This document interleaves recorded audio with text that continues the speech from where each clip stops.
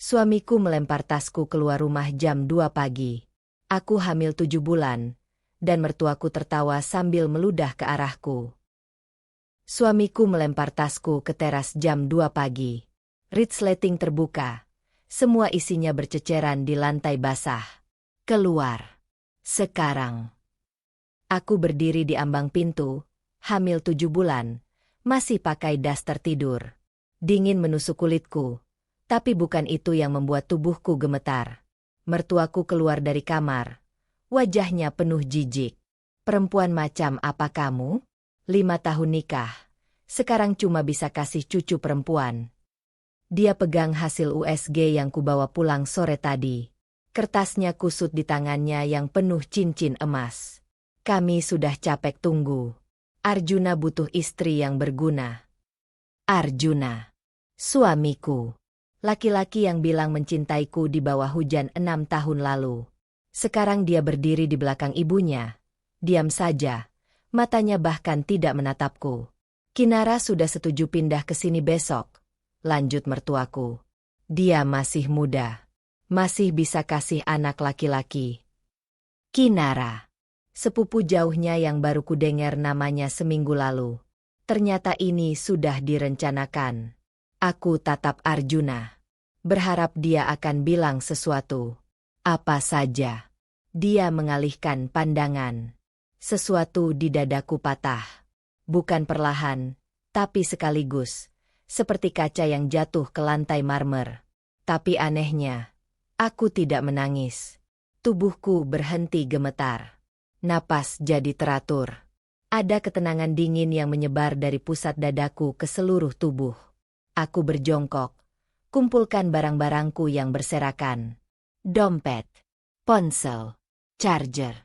Dokumen-dokumen penting yang untungnya kubawa dari lemari tadi malam karena merasa ada yang aneh. Mertuaku tertawa. Suara itu menggema di rumah yang selama 5 tahun kuhias sendiri. Kuperbaiki sendiri, kujaga sendiri. Lihat, dia bahkan tidak bisa nangis. Tidak punya hati memang perempuan ini. Aku berdiri, pegang tasku yang sudah penuh. Tatap mata mertuaku. Lalu Arjuna. Terima kasih, kataku pelan. Mertuaku mengernyit. Apa? Terima kasih sudah tunjukkan siapa kalian sebenarnya. Aku berbalik, buka pintu pagar sendiri. Udaranya membekukan, tapi kakiku terus melangkah. Keluar dari rumah itu. Keluar dari hidup mereka. Di belakangku, mertuaku masih berteriak sesuatu. Tapi aku tidak mendengar lagi. Aku sudah tahu apa yang harus kulakukan besok pagi. Dan mereka tidak akan siap untuk itu. Jam 8 pagi aku sudah duduk di kantor Pak Wibisono. Notaris keluarga ayahku yang tidak pernah kusentuh selama 5 tahun terakhir.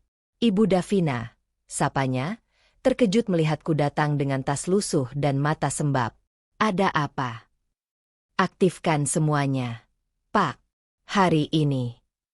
Tangannya berhenti di atas meja. Semua. Dia membuka lemari besi di belakangnya. Keluarkan map tebal berisi dokumen yang terakhir kubaca saat ayah meninggal 3 tahun lalu. Saat itu aku memutuskan menyembunyikan identitasku. Aku ingin tahu apakah Arjuna mencintaiku atau mencintai uang keluargaku. Sekarang aku sudah punya jawabannya. Pak Wibisono membuka halaman pertama. Mahesa Arkananta Property Group. Total aset 4,7 triliun rupiah. Pemegang saham tunggal, Davina Mahesa Arkananta. Namaku tercetak jelas di sana. Nama yang kusembunyikan dengan pakai nama suami setelah nikah. Direktur operasional saat ini. Arjuna Bagaskara. Jawabnya sambil cek dokumen. Gaji 80 juta per bulan. Bonus tahunan 500 juta. Semua fasilitas perusahaan atas namanya, tapi teknikali milik perusahaan. Rumah yang kutinggalkan tadi malam. Mobil yang dia pakai. Rekening, bonus, yang dia banggakan ke keluarganya. Semuanya milikku. Berapa lama untuk cabut semua aksesnya? Pak Wibisono menelan ludah. Ibu yakin? Berapa lama? Pak. 2 jam. Kalau ibu tanda tangan sekarang. Aku ambil pulpen dari mejanya. Tanda tangan setiap halaman yang dia sodorkan. 1, 2, 5, 10 lembar. Tanganku tidak gemetar sama sekali. Saya akan koordinasi dengan divisi legal dan HRD, kata Pak Wibisono sambil kumpulkan dokumen. Surat pemberhentian kerja akan dikirim via email jam 10 pagi. Akses gedung, sistem, dan rekening perusahaan akan diblokir bersamaan. Rumah. Aset perusahaan. Surat akan dikirim hari ini, proses pengambil alihan maksimal 3 hari. Aku berdiri. Kali ini dengan punggung tegak. Ada satu hal lagi, Pak. Ya, Bu. Rapat direksi, sore ini, jam 3. Umumkan perubahan struktur kepemimpinan. Saya akan hadir sebagai CEO. Wajahnya pucat. Tapi, Bu, Pak Arjuna pasti akan. Dia tidak akan ada di rapat itu. Dia sudah bukan bagian dari perusahaan ini lagi. Aku keluar dari kantornya. Ponsel sudah berdering. Nomor tidak dikenal. Aku abaikan. Lalu masuk pesan dari nomor Arjuna. Kamu di mana? Kenapa nomor pengacara nelpon aku? Aku matikan ponsel. Masukkan ke dalam tas. Sekarang tinggal tunggu jam 10. Jam 9 tepat. Email pemecatan terkirim. Aku duduk di kafe seberang kantor. Pesan kopi yang tidak kusentuh. Mata terpaku pada layar laptop. 3 menit kemudian, ponselku bergetar. Arjuna menelepon. Aku biarkan sampai mati sendiri. Lalu telepon lagi. Dan lagi. Pesan masuk bertubi-tubi. Davina, ini pasti salah. Kenapa aku dipecat? Jawab telepon. Aku screenshot semuanya.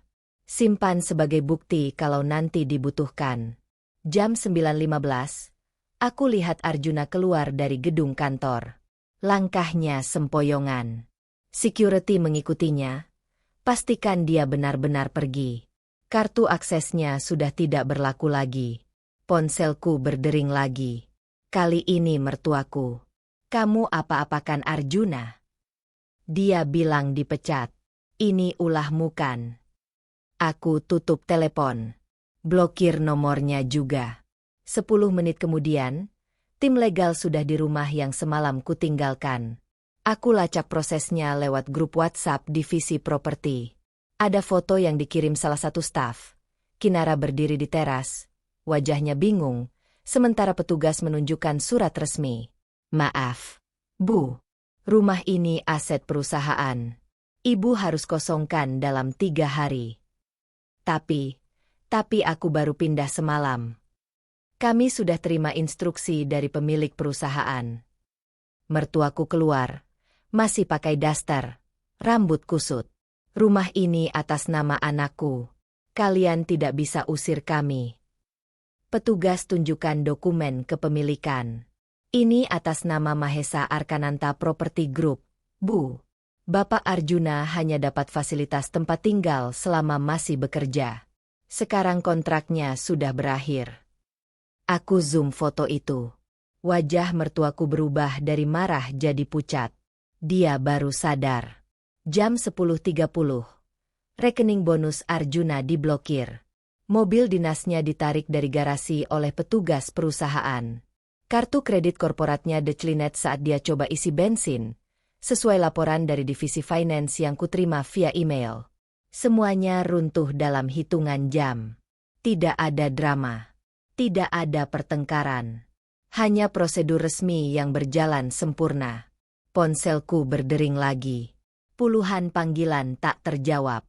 Dari nomor Arjuna, mertuaku, bahkan nomor-nomor asing yang pasti pinjam ponsel orang. Aku blokir semuanya. Kecuali satu. Nomor mertuaku kubuka blokirannya. Biarkan dia bisa hubungi aku kalau benar-benar desperate. Aku ingin dengar suaranya saat semuanya benar-benar hilang. Jam 11 siang, pesan masuk dari nomor tidak dikenal. Davina, ini Mama. Kumohon, angkat telepon. Kami perlu bicara. Aku baca pesannya. Tidak kubalas. Biarkan mereka merasakan diabaikan seperti aku diabaikan semalam. Tapi aku belum selesai. Jam 2 siang, aku angkat telepon mertuaku. Davina, syukurlah kamu angkat. Suaranya serak. Parau. Arjuna pingsan tadi. Kami di rumah sakit sekarang. Kumohon, datanglah. Dia terus panggil namamu. Aku diam. Dengarkan suara bising rumah sakit di background. Kami salah. Tapi jangan seperti ini. 5 tahun kamu jadi bagian keluarga kami. Davina, masa kamu tega? Tega. Suaraku keluar lebih dingin dari yang kubayangkan. Semalam ibu tega lempar aku keluar jam 2 pagi. Sekarang bicara soal tega. Dia terisak. Itu karena kami panik. Kami cuma mau yang terbaik untuk keluarga. Kamu pasti mengerti kan? Mengerti apa? Hening sebentar. Terlalu lama. Ibu, dulu ibu yang suruh Arjuna dekati kamu. Dadaku seperti ditusuk. Tapi tubuhku tidak bereaksi. Aku sudah tahu ini akan datang. Kami tahu kamu anak Pak Mahesa. Kami kenal dia dari proyek properti tahun 2015. Saat Pak Mahesa meninggal, kami cari tahu siapa ahli warisnya. Napasnya terputus-putus. Lalu kami tahu kamu sering ke kafe dekat kampus. Kami minta Arjuna, minta dia kenalan sama kamu. Semuanya jadi masuk akal sekarang. Pertemuan pertama kami yang kebetulan. Arjuna yang tiba-tiba duduk di sebelahku, tanya tentang buku yang kubaca. Senyumannya yang sempurna. Semuanya direncanakan. Tapi lama-lama Arjuna beneran sayang sama kamu. Davina, percaya deh. Ini bukan sandiwara lagi. Kalau dia sayang, kenapa dia diam aja waktu ibu usir aku semalam? Dia tidak jawab. Karena dia sama seperti ibu. Butuh uangku, bukan aku. Davina, kumohon. 5 tahun aku percaya kalian. 5 tahun aku jaga rumah itu. Masak untuk kalian. Rawat ibu waktu sakit. Dan ternyata sejak awal aku cuma investasi. Tangisnya makin keras. Maafkan kami. Kumohon. Kami janji akan ganti semuanya. Arjuna akan berubah. Kami semua akan berubah. Aku tutup mata. Rasakan bayi di perutku menendang pelan. Tidak akan ada lagi kesempatan, Bu. Davina, tunggu. Dan satu hal lagi yang ibu perlu tahu. Aku buka hasil USG terbaru yang kubawa dari klinik tadi pagi. Yang baru kukerjakan setelah keluar dari kantor notaris. Yang hasilnya baru keluar sejam lalu. Aku tidak cuma hamil anak perempuan. Hening total di seberang sana. Aku hamil kembar. Perempuan dan laki-laki. Terdengar suara jatuh. Seperti ponsel terjatuh ke lantai. Lalu teriakan. Suara Arjuna di kejauhan. Apa? Apa yang Mama bilang? Aku tutup telepon. Biarkan mereka hancur dengan informasi itu. Mereka usir aku karena takut tidak ada pewaris laki-laki. Sekarang pewaris itu ada. Tapi mereka tidak akan pernah menyentuhnya. 3 hari kemudian, aku berdiri di depan rumah kakak mertuaku. Rumah kecil di gang sempit. Ket tembok mengelupas. Halaman penuh jemuran. Arjuna membuka pintu. Wajahnya kurus. Mata cekung. Baju kusut. Dia terpaku melihatku. Davina. Aku ulurkan amplop coklat. Tidak bilang apa-apa. Tangannya gemetar saat mengambilnya. Ini, apa? Buka. Dia robek amplop itu. Keluarkan kertas USG di dalamnya. Matanya bergerak cepat membaca tulisan di bawah gambar janin. Lalu berhenti. Kembar. Suaranya hampir tidak terdengar. Laki-laki dan perempuan.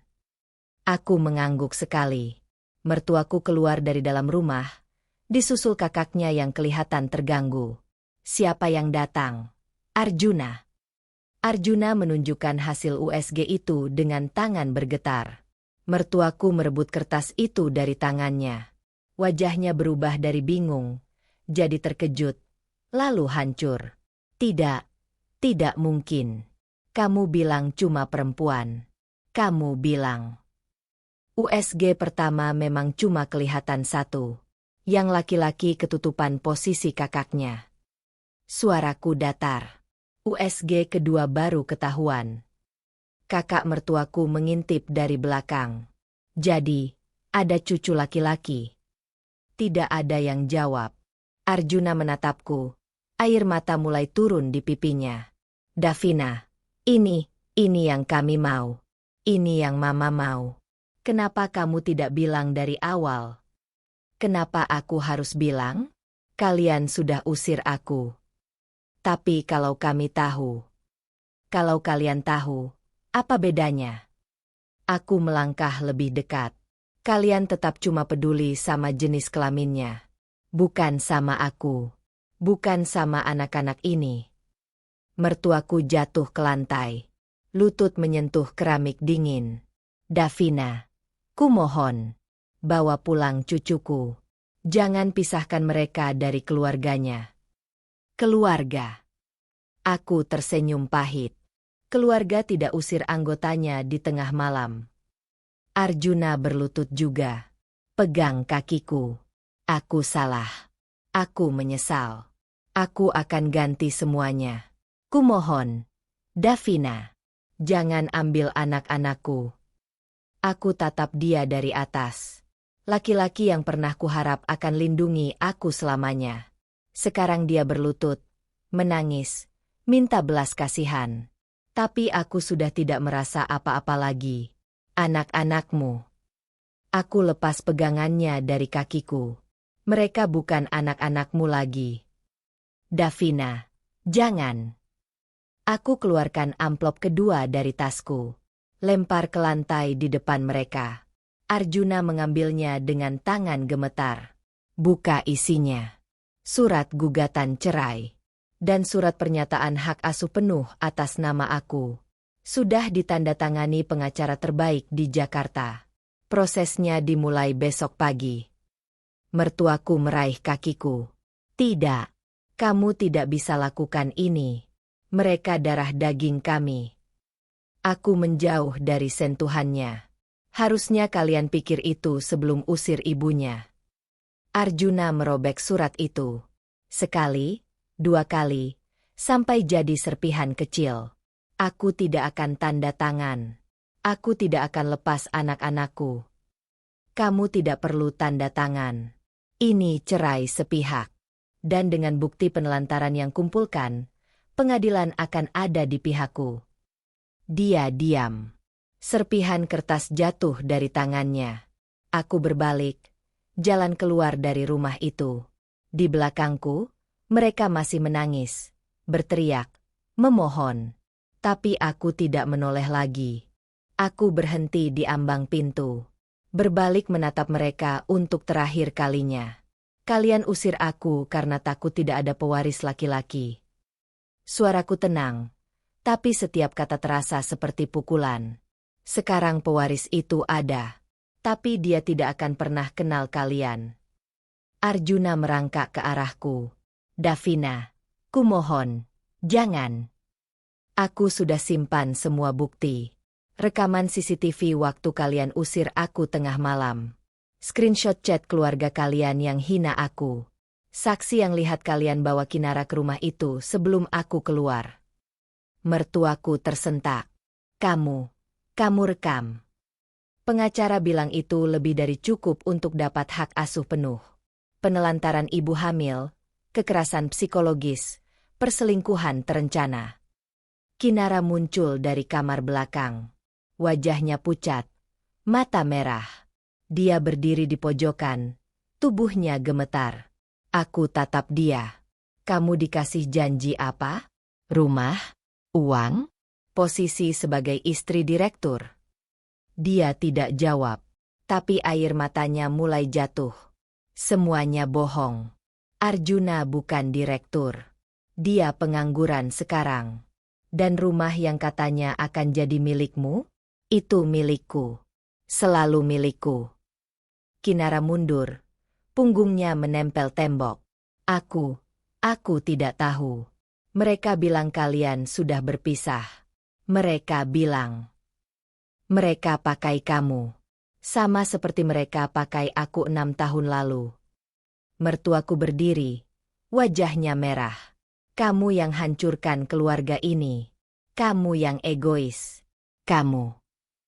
Aku yang egois. Aku melangkah lebih dekat. Aku yang jaga rumah kalian. Aku yang bayar rumah sakit ibu waktu operasi tahun lalu dari tabungan pribadiku. Aku yang diam saat kalian hina keluargaku di depan tamu. Dan sekarang aku yang egois. Dia terdiam. Aku kasih kalian 5 tahun. 5 tahun aku coba jadi istri dan menantu yang baik. Tapi satu malam kalian tunjukkan siapa kalian sebenarnya. Aku keluarkan ponsel dari tas. Buka email terakhir dari pengacara. Sidang pertama 2 minggu lagi. Kalian bisa datang kalau mau. Tapi hasilnya sudah jelas. Arjuna bangkit. Coba raih tanganku. Aku akan lawan ini. Aku akan buktikan aku ayah yang baik. Dengan uang apa? Kamu sudah tidak punya apa-apa. Dia membeku. Pengacara termurah aja butuh 50 juta untuk kasus begini. Kamu punya. Tangannya turun lemas. Mertuaku menjerit. Pukul lantai dengan kedua tangannya. Kamu iblis. Kamu perempuan tidak punya hati. Semoga kamu. Semoga aku apa? Bu? Semoga aku menderita? Aku sudah menderita 5 tahun. Sekarang giliran kalian. Aku masukkan ponsel ke tas. Tatap mereka satu persatu. Arjuna yang berlutut dengan wajah hancur. Mertuaku yang menangis sambil pukul lantai. Kinara yang berdiri di pojokan. Sadar dia cuma pion dalam permainan ini. Selamat tinggal. Aku keluar dari rumah itu. Tutup pintu pelan. Di dalam, teriakan mereka masih terdengar. Tapi makin lama makin jauh. Langkahku tidak berhenti. Tidak menoleh. Aku naik mobil yang kuparkir di ujung gang. Sopir yang disewa perusahaan sudah menunggu. Kemana, Bu? Rumah. Rumah baruku. Yang mereka tidak akan pernah tahu lokasinya. Aku pegang perut yang makin membesar. Rasakan kedua bayiku bergerak di dalam. Mereka akan lahir bebas dari keluarga itu. Dan aku akan pastikan mereka tidak pernah merasakan sakit yang kualami. 6 bulan kemudian, aku melahirkan di rumah sakit terbaik Jakarta. Ruang VIP, pemandangan kota dari jendela besar, dan sahabat-sahabatku yang datang membawa bunga. Tidak ada Arjuna. Tidak ada mertuaku. Tidak ada keluarga yang pernah membuangku. Bayi laki-lakiku lahir duluan. Kulitnya merah. Tangisannya keras. Suster meletakkannya di dadaku. Mahesa Arkananta. Bisikku. Nama ayahku. Nama yang akan kuberikan pada pewaris sejati keluarga ini. 15 menit kemudian, putri kecilku lahir. Lebih mungil, tapi matanya langsung terbuka menatapku. Anjani Kalyana. Nama yang kupilih sendiri. Tanpa persetujuan siapapun. Dokter tersenyum. Selamat, Bu. Keduanya sehat sempurna. Aku memeluk mereka berdua. Rasakan kehangatan tubuh kecil mereka. Inilah yang hampir kuambil dari mereka. Kesempatan untuk punya ibu yang utuh. 2 minggu setelah melahirkan, aku terima laporan dari pengacara. Cerai resmi dikabulkan pengadilan. Hak asuh penuh untukku. Arjuna bahkan tidak datang ke sidang terakhir. Dia sekarang kerja sebagai sales motor di Bekasi, kata pengacaraku. Tinggal kos-kosan. Aku tidak bertanya lebih lanjut. Dan ibu mertuanya dirawat di rumah sakit umum. Stroke ringan sebulan lalu. Aku tutup laporan itu. Simpan di laci. Sebulan kemudian, Email masuk ke akun pribadiku. Pengirim tidak dikenal. Subjek, maafkan kami. Aku tidak buka. Delete langsung. Email kedua datang seminggu kemudian. Lalu ketiga. Keempat. Semua ku delete tanpa dibaca. Hari ini, aku duduk di kantor baruku. Lantai 25. Gedung yang dibangun almarhum ayahku. Namaku tercetak di pintu. Davina Mahesa Arkananta, CEO. Mahesa dan Anjani tidur di ruang khusus sebelah kantorku. Aku dengar suara napas mereka lewat baby monitor di meja. Ada ketukan di pintu. Sekretarisku masuk. Bu, ada seseorang yang minta bertemu. Mengaku keluarga ibu. Aku tidak perlu tanya siapa. Bilang saya tidak ada. Sudah, Bu. Tapi dia bilang akan tunggu di lobi. Panggil security. Minta dia pergi. Kalau dia datang lagi, blacklist dari gedung ini. Sekretarisku mengangguk. Keluar dengan cepat. Aku kembali ke laptop. Baca laporan keuangan kuartal ini. Profit naik 35% sejak aku ambil alih langsung. Ponsel bergetar. Nomor tidak dikenal. Aku matikan ponsel. Masukkan ke laci. Sore harinya, aku pulang ke apartemen baruku. Mahesa di gendongan babysitter. Anjani tidur di stroller. Ruang tamu luas. Penuh mainan warna-warni. Foto ayahku terpajang di dinding. Tidak ada satupun foto pernikahan atau foto bersama keluarga Arjuna. Aku gendong Mahesa. Cium kepalanya yang wangi susu. Dia menatapku dengan mata bulat.